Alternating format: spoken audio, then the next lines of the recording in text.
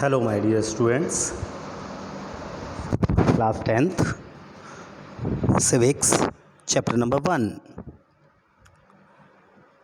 इस चैप्टर में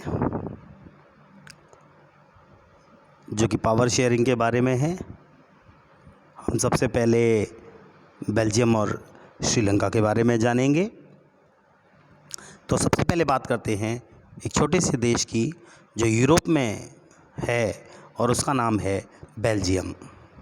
एक छोटा सा देश, अगर क्षेत्रफल की दृष्टि से देखा जाए तो हमारा जो हरियाणा राज्य है उससे भी ये छोटा देश है। इसकी जो सीमाएं हैं वो सीमाएं फ्रांस से, नीदरलैंड से, जर्मनी से और लग्जमबर्ग से मिलती हैं। इसकी आबादी मात्र 1 करोड़ से थोड़ी सी अधिक है। यानी अगर देखा जाए तो हमारा जो राज्य हरियाणा है उसकी आबादी से करीब आधी, मात्र आधी। तो यानी इसका मतलब हरियाणा की आबादी लगभग 2 करोड़ से ऊपर है। इस छोटे से देश के समाज की अगर हम जातीय बनावट को देखें तो वो बहुत ज़्यादा जटिल है, कठिन है, बहुत ही अलग प्रकार की है, बहुत ही जटिल है। देश की कुल आबादी का अगर देखा जाए तो 59% हिस्सा जो है वो फ्लेमिश इलाके में रहता है और डच भाषा बोलता है। यानी कुल आबादी का 59% हिस्सा फ्लेमिश इलाके में रहता है और वो कौन सी भाषा बोलते हैं? डच भाषा बोलते हैं। शेष जो 40% लोग बच गए,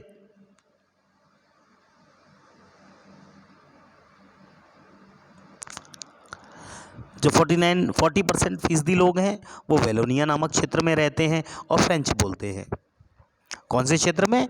वेलोनिया रीजन है, वहाँ रहते हैं और कौन सी भाषा बोलते हैं? फ्रेंच भाषा। तो 2 प्रकार की भाषाएं यहाँ बोली जाती हैं, डच और फ्रेंच। शेष 1% बचे, ये लोग जर्मन बोलते हैं। जर्मनी की जो भाषा है, जर्मन भाषा, उस भाषा को बोलते हैं। यहाँ ये बेल्जियम की राजधानी ब्रुसेल्स है और ब्रुसेल्स के 80% लोग फ्रेंच बोलते हैं। यानी ब्रुसेल्स के अंदर 80% लोग फ्रेंच बोलते हैं, जबकि अगर पूरे देश के अंदर देखा जाए तो मात्र 40% लोग फ्रेंच बोलते हैं। और वहीं पूरे देश के अंदर अगर देखा जाए तो 59% लोग डच बोलते हैं, लेकिन अगर सिर्फ ब्रुसेल्स की बात की जाए तो वहाँ सिर्फ 20% लोग डच भाषा बोलते हैं। तो मेजॉरिटी और माइनॉरिटी 2 प्रकार के लोग होते हैं। जो अल्पसंख्यक लोग हैं वो यानी माइनॉरिटी वाले, वो फ्रेंच भाषी लोग तुलनात्मक रूप से ज़्यादा समृद्ध और ताकतवर हैं और बहुत बाद में जाकर इनका आर्थिक विकास हो पाया और शिक्षा का लाभ पाने वाले जितने भी डच भाषी लोग हैं उनको उनकी इस स्थिति से उनकी नाराज़गी थी। तो इसके चलते उन्होंने क्या किया? उन्होंने 1950 से लेकर 1960 के बीच में फ्रेंच और जो डच बोलने वाले समूह थे उनके बीच में धीरे धीरे लड़ाई होने लगी, तनाव बढ़ने लगा, टेंशन्स बढ़ने लगी। इन दोनों समुदायों के टकराव का सबसे तीखा अगर रूप देखने को मिलता है तो वो ब्रुसेल यानी कि बेल्जियम की जो राजधानी है वहाँ देखने को मिला। यह एक विशेष तरीके की समस्या थी।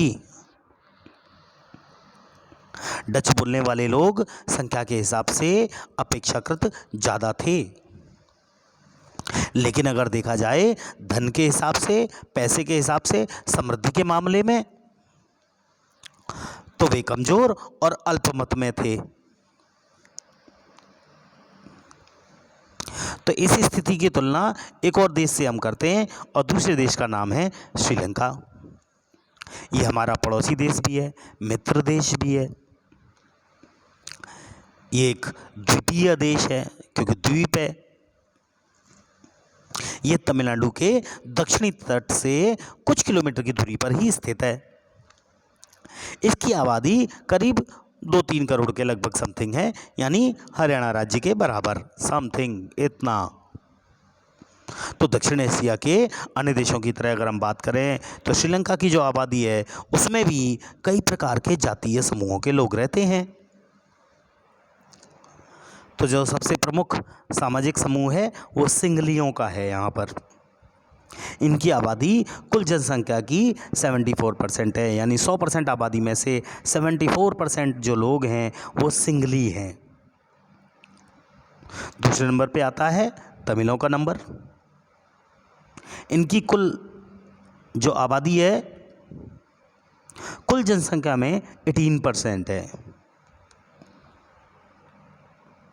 तो 18% आबादी इनकी है। तमिल भी दो प्रकार के लोग हैं, एक वो जो श्रीलंका में रहते आए हैं, श्रीलंकाई मूल के लोग, और एक वो जो हमारे भारत से तमिलनाडु में गए और तमिलनाडु से भारत के तमिलनाडु से गए हुए जो लोग थे वो, तो उनके तमिल। तो जो श्रीलंकाई तमिल हैं वो 13% हैं, बाकी हिंदुस्तानी तमिल हैं। जो कब गए थे? उस समय जब औपनिवेशिक शासनकाल चल रहा था, अंग्रेज़ों का शासनकाल चल रहा था। क्यों गए? क्योंकि वहाँ बागवानों में काम करने के लिए भारत से लाए गए लोगों की ज़रूरत थी, वो वहाँ ले गए। उनकी ही संतानें आज वहाँ रह रही हैं और वही जो है ना हिंदुस्तानी तमिल कहलाते हैं। मौजूदा श्रीलंका के नक्शे पर अगर हम गौर करें तो हमें ये पता चलता है कि जो तमिल है ना वो मुख्य रूप से उत्तरी और पूर्वी प्रांतों में रहते हैं। वहाँ पर अधिकतर सिंघली भाषी जो लोग हैं ना वो बौद्ध धर्म को मानते हैं, जबकि जो तमिल भाषी हैं उन लोगों में कुछ हिंदू हैं और कुछ मुसलमान भी हैं। श्रीलंका की आबादी में ईसाई लोगों का हिस्सा 7% है। तो कितना हिस्सा हो गया इनका? 7%। और वे सिंघली और तमिल दोनों भाषाएं बोलते हैं। कौन कौन सी भाषाएं? सिंघली और तमिल दोनों भाषाएं।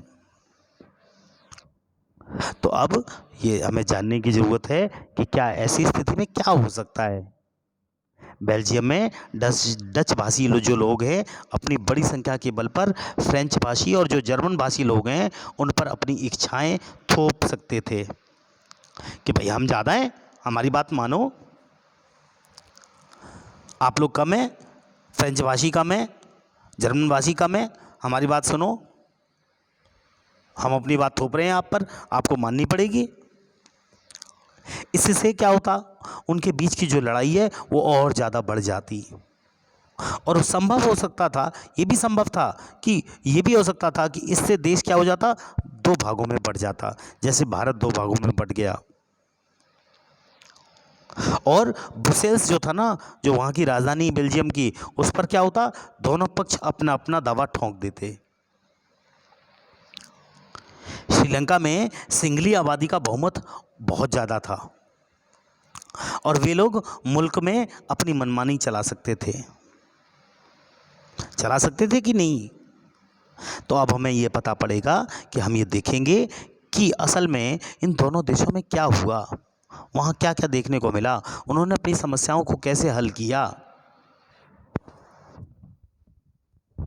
क्या इनमें से कोई ऐसा देश था जिसने अपनी समस्याओं को हल नहीं कर पाया,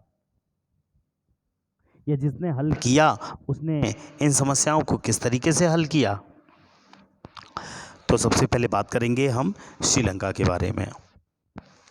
श्रीलंका में बहुसंख्यकवाद मीन्स मेजॉरिटी वाले लोग। श्रीलंका आज़ाद हुआ 1948 में। 1948 में भारत के 1 साल बाद स्वतंत्र राष्ट्र बन गया। सिंघली समुदाय के जो नेता थे उन्होंने अपनी बहुसंख्या के बल पर, यानी ज़्यादा लोगों के बल पर शासन पर अपना प्रभुत्व जमाना चाहा।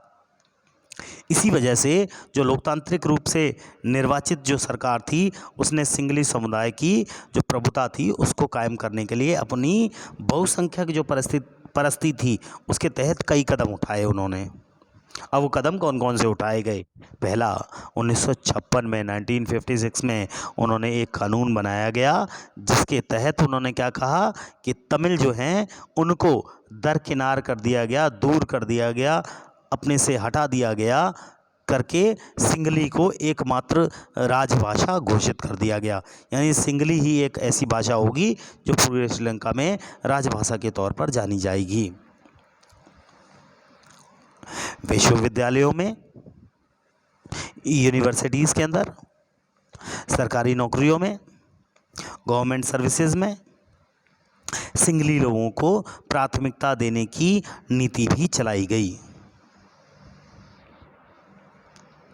जब नया संविधान आया तो उस संविधान में ये प्रावधान भी किया गया कि सरकार बौद्ध मत को संरक्षण देगी और बढ़ावा देगी, और किसी धर्म को उन्होंने ज़्यादा बढ़ावा नहीं दिया।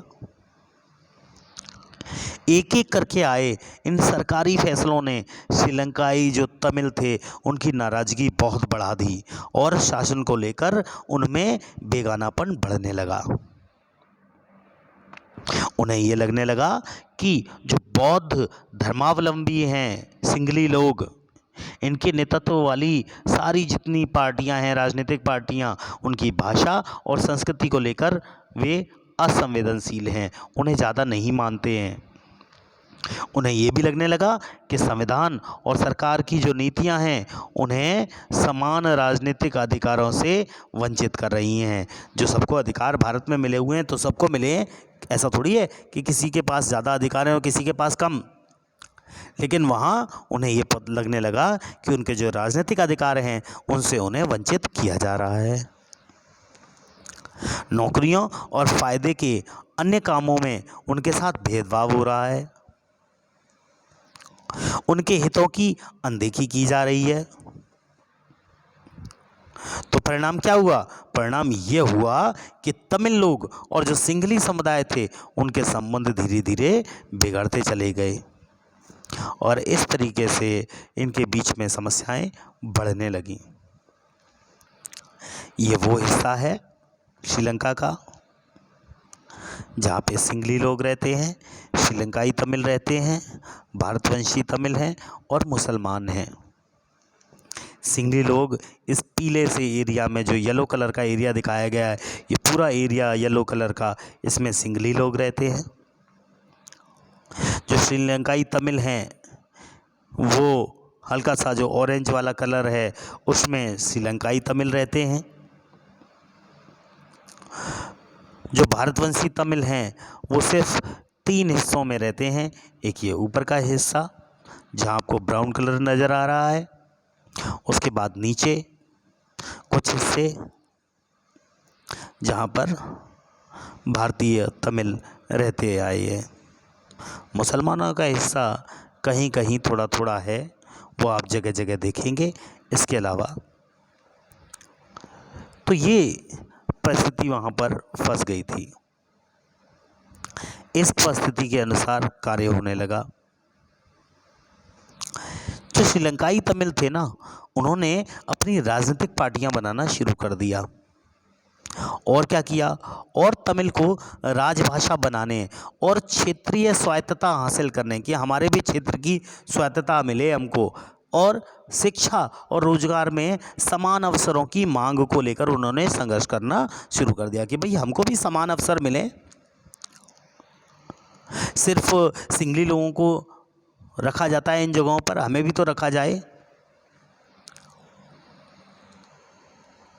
लेकिन तमिलों की जो आबादी थी उस वाले इलाके की स्वायत्तता की उनकी मांगों को लगातार नकार दिया गया, हटा दिया गया, उनकी बातों को समझा ही नहीं गया। 1980 के दशक तक आते आते उत्तर पूर्वी श्रीलंका में स्वतंत्र तमिल ईलम सरकार बनाने की मांग को लेकर अनेक राजनीतिक संगठन बनने लगे। बहुत सारे संगठन बने जिन्होंने स्वतंत्र तमिल ईलम बनाने की घोषणा करने शुरू कर दिया। श्रीलंका में दो समुदायों के बीच पारस्परिक अविश्वास ने बड़े टकराव का रूप ले लिया और यही टकराव गृह युद्ध में परिवर्तित हो गया। अब गृह युद्ध क्या होता है? जब घर के अंदर ही युद्ध होना शुरू हो जाए तो ग्रह क्या है? श्रीलंका। वहीं युद्ध होने लगा किनके बीच में? सिंगलियों के बीच में। और किसके बीच में? तमिलों के बीच में। परिणाम स्वरूप क्या हुआ? दोनों पक्षों के हजारों लोग मारे जा चुके हैं अब तक। अनेक परिवार अपने मुल्क से भाग भाग कर शरणार्थी बन गए हैं, दूसरे आसपास के देशों में चले गए हैं। इससे भी कई गुना ज़्यादा लोगों को रोजी रोटी उनकी चौपट हो गई है।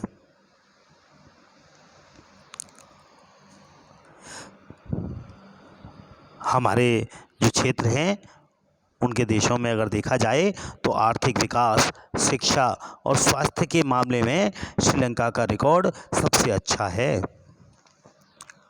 पर वहाँ के जो गृह युद्ध है ना, उस गृह युद्ध से मुल्क के सामाजिक, सांस्कृतिक और जो आर्थिक जीवन है उस जीवन में काफ़ी परेशानियाँ पैदा हुई हैं। 2009 तक आते आते इस गृह युद्ध का अंत हुआ। 2009 में। तो ये थी कहानी श्रीलंका की, श्रीलंका के बारे में, वहाँ की परिस्थिति के बारे में। उन्होंने लोगों के बारे में ज़्यादा समझा नहीं, जाना नहीं, सिंगलियों को ज़्यादा अधिकार दिए, तमिलों के पास कोई अधिकार नहीं रहे। बेल्जियम में भी ऐसी परिस्थिति है, पर उन्होंने बहुत समझदारी से काम लिया। उन्होंने इस परिस्थिति को समझा, जाना और उसके बाद उसका हल करना शुरू किया, उसका सॉल्यूशन निकालना शुरू किया। इस टॉपिक के बारे में हम नेक्स्ट पार्ट में बात करेंगे। आशा करता हूँ आपको वीडियो अच्छी तरह पसंद आ रही होगी और इसे समझ भी रहे होंगे और देख भी रहे होंगे। अगर आपको कोई चीज़ समझ में नहीं आती तो आप 1 या 2 बार ज़रूर वीडियो को देखें दोबारा और फिर आगे बुक्स से थोड़ा सा समझें, देन आगे अपने टॉपिक्स को क्लियर करें। So thank you everyone, thank you very much.